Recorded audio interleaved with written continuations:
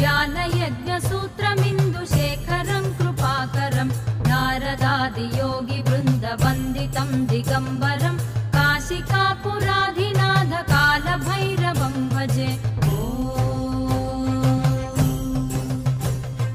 भानुकोटिभास्वरं भवाब्धितारकं परं नीलकण्ठमीप्सितार्धदायकं त्रिलोचनं कालकालमम्बुजाक्षमक्षशूलमक्षरं काशिकापुराधिनाथ कालभैरवं भजे।